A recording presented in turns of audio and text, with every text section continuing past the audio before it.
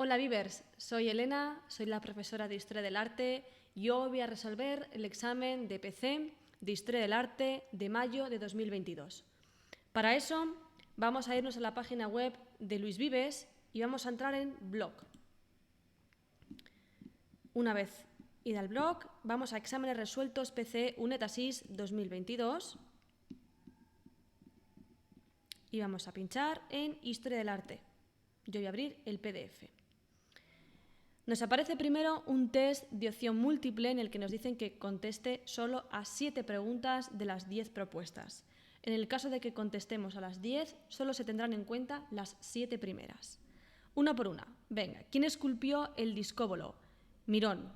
Hay algunas preguntas que simplemente es memorizar, autor y obra. 2. ¿Cuáles de estos elementos arquitectónicos no son característicos de la antigua Grecia? En este caso la C, circos, porque eso es algo típico del arte romano.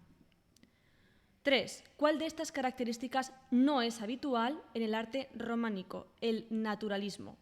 En el arte románico se perdió el naturalismo y volverá a aparecer en el arte gótico. Aquí lo que se da es frontalidad y perspectiva jerárquica. 4. ¿Qué caracteriza al Renacimiento arquitectónico? La A, recuperación y reinterpretación de la antigüedad clásica, ¿vale? Es una vuelta a los valores clásicos. 5. ¿A qué estilo pertenece el pintor Rembrandt? Barroco.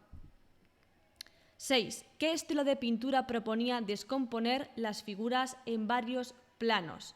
El cubismo, ¿vale? Distintas perspectivas, distintos planos. 7. ¿Quién construyó la Sagrada Familia de Barcelona? Gaudí. 8. Nombre al pintor de la obra El Ángelus, pintura realista, autor Millet. 9. ¿Qué impulsó al pintor Picasso a pintar la obra El Guernica en 1937? Hay que saber que además el Guernica representa los bombardeos a la villa, así que obviamente los bombardeos sobre la villa de Guernica durante la Guerra Civil. Respuesta B. 10. ¿Cuál de las siguientes esculturas es obra del escultor Henry Moore? Figura reclinada, ¿vale?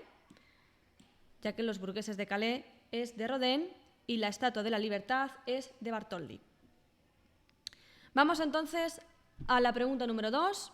Conteste a 3 de las 5 preguntas breves siguientes. Escogemos 3. Yo voy a hacerlas todas. A. Explique en un máximo de 5 líneas qué es una corée. Aquí hay siempre que explicar, primero, un periodo, una cronología, hay que acotarlo, luego, qué se representa, el material y las características formales y al final siempre algún ejemplo. Así que primero tenemos el periodo arcaico, ¿vale? Siglo VII al V a.C., ahí tenemos el periodo o cronología, realizada en piedra, ¿vale? El material. ¿Qué se representa? Es una estatua femenina griega, policromada, que representa a una joven de pie, vestida con el peplo dórico, ¿vale? Aquí está la representación y las características formales, ¿vale? Actitud rígida, sonrisa enigmática, ojos almendrados, geometrismo en cuerpo y cabello. Y luego, como siempre, algún ejemplo, dama de Auxerre y corée de peplo. Yo he resaltado esas dos que me parecían las más importantes.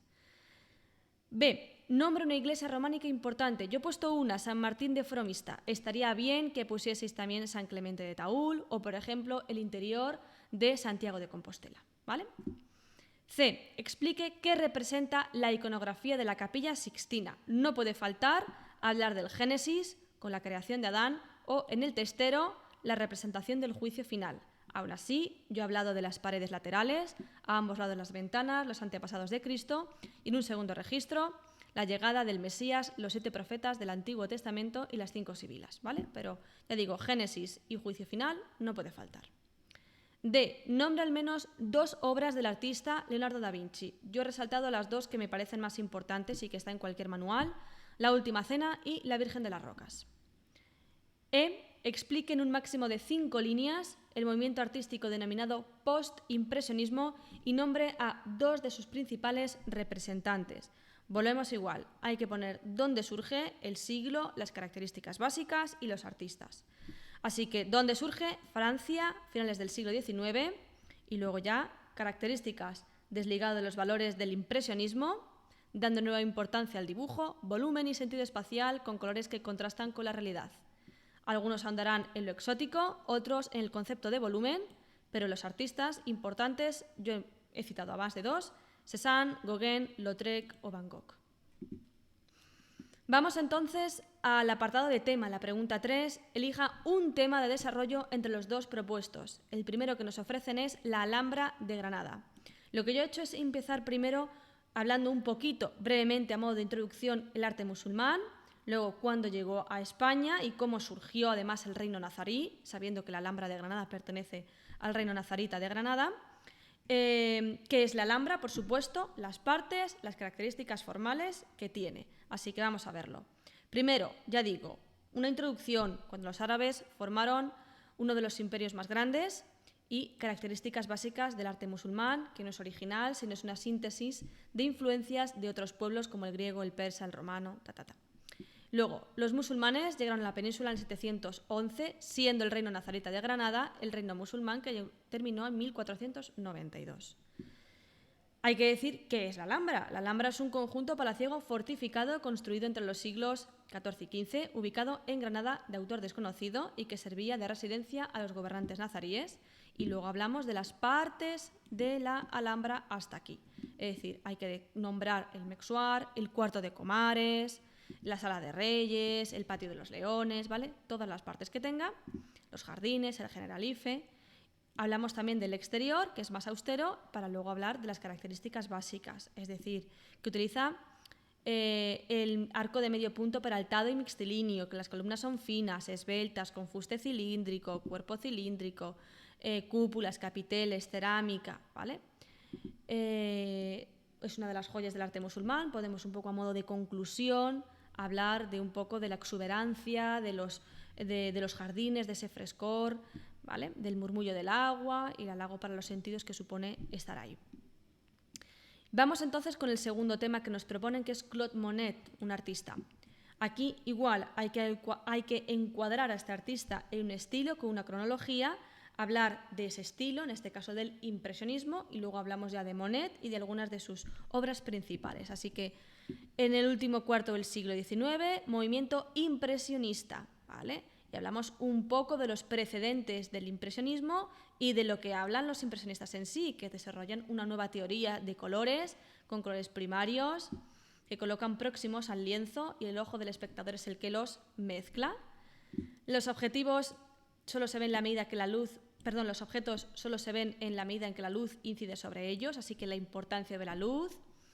Las sombras, que el dibujo se considera un elemento que puede perturbar esa vibración lumínica, y como es por supuesto su pincelada, para luego pasar a hablar de los maestros del impresionismo. Nombramos los que conozcamos, pero luego sin olvidar que hay que hablar de Monet. Así que hablamos de Monet como cabeza de esta escuela, con su obra Impresión Sol Naciente, que dio nombre al movimiento. Podemos incluso explicar por qué dio nombre al movimiento, pero luego habrá que hablar de la pintura que hizo, paisajes, marinas, escenas fluviales, cómo incide la luz sobre el agua, que pintó varias series del mismo tema para ver cómo incidía la luz y el color, como la Catedral de Rouen o la Estación de San Lázaro, y luego lo que busca, captar modificaciones sobre el natural que producen cambios en la atmósfera, y podemos considerarle como un pintor que trabajó para conseguir plasmar las vibraciones de la luz. Y ya pasamos entonces al último apartado, que son las obras, ¿vale? Comente una de las 2 obras propuestas, citando a su autor y época, características principales de la obra. Nos hablan aquí un poco, nos acota de lo que hay que hablar. Nos ofrecen primero el Augusto de Prima Porta y luego aquí la Alegría de Vivir. Siempre nos dan el título de la obra. Así que, ¿qué hay que hablar siempre de una obra? Yo siempre sigo la misma estructura. Primero una clasificación donde hay que hablar del estilo, cronología, autor y nombre de la obra, no importa que la repitamos. Luego podemos hacer el análisis material con la técnica, si presenta añadidos, si está policromada, el estado de conservación, si lo sabemos. Luego hay que catalogarla en el carácter de la obra, una breve descripción y sabemos el tema, para luego ya pasar a un análisis formal donde hablamos de la posición, del acabado de la figura, si es una escultura, y como luego nos han ofrecido una pintura, pues de su composición, color, dibujo, luz, movimiento, expresión y por último siempre una explicación, un contexto, ¿vale? Histórico, artístico, donde podemos encuadrarlo y hablar un poquito, si es el caso de un artista, pues mencionar algunas obras. Así que empezamos con el Augusto de Primaporta. Aquí hemos dicho clasificación, la obra Augusto de Primaporta, siglo I, autor desconocido, perteneciente a la antigua Roma. Realizada en mármol, buen estado de conservación, aunque la original, ahí pongo un apunte, habría sido en bronce. Se presenta al emperador como jefe del ejército, aquí veis, es esa catalogación con el carácter y la breve descripción de la obra. Se presenta al emperador como jefe del ejército, manto de general y coraza, mandando con las legiones en el brazo levantado, en los pies descalzo, a su lado Cupido, este de aquí, y un delfín en alusión a su origen divino. Aquí ya empieza lo importante, el análisis formal. Escultura de bulto redondo, erguida. Nos interesa hablar de la pierna flexionada y la otra soportando el peso porque hablamos del contraposto, que da una sensación de movimiento, que ha sido retratado el emperador con una expresión serena casi melancólica pero idealizada, el carácter propagandístico y que la escultura estaría policromada pero que no se conserva, que le habría dado más expresividad. Y luego hablamos, ya digo, de la explicación de ese contexto histórico-artístico en el que hay que hablar del periodo de Roma, donde se ve la influencia griega, de que el arte romano, aparte del relieve, cultiva en el bulto redondo nacido del ius imaginum para honrar a los difuntos y que fue derivando hasta intentar plasmar a la persona de manera lo más fidedigna posible, pero también gobernantes y emperadores como arte propagandístico. Y cito un ejemplo, la escultura de Marco Aurelio. Si hacemos la alegría de vivir, hay que hablar de que es de Henri Matisse, el artista principal representante del fauvismo. Aquí marcamos el estilo, principios del siglo XX. Aquí decimos que es una obra sobre tela y fue pintada en 1906, lo que representa el mito de Arcadia, país imaginario habitado por pastores que dedicaban su vida al placer. Es decir, es un tema clásico con estética vanguardista. Y vamos a hablar un poco del análisis formal. Un horizonte alto, figuras que se distribuyen en líneas horizontales, aparte también verticales, ¿vale? Verticales y horizontales. 3 años después volverá a tomar la imagen central de este cuadro para pintar la danza, es esta de aquí, ¿vale? La extraerá y hará un cuadro con ella. Luego el color, ¿vale? La importancia de los amarillos, de los violetas, de los rosados, de los verdes. El dibujo es ondulado y sinuoso, lo podemos apreciar en los árboles y en los cuerpos de las mujeres. Pincelada gruesa, aumentando una sensación de placer. Los personajes tienen poco volumen que les da la línea del dibujo, muy poquito, eso sí tiene mucha línea. No importan sus rostros porque lo que importa es la escena bucólica, esta escena campestre. Y luego, por último, hablar de Matisse, que no se vale de una perspectiva clásica, sino que crea volumen, movimiento, lejanía, utilizando el dinamismo del dibujo y la expresividad del color, que nos lleva a hacernos partícipes de esa felicidad de la escena y de la danza. Por último, supone eso el paradigma del fauvismo, que a fin de cuentas estas son las características básicas, lo que aquí hemos estado comentando. Así que nada, chicos, esta será la resolución del examen de PC de Historia del Arte de mayo de 2022. Nos vemos en más vídeos. Chao, Vivers.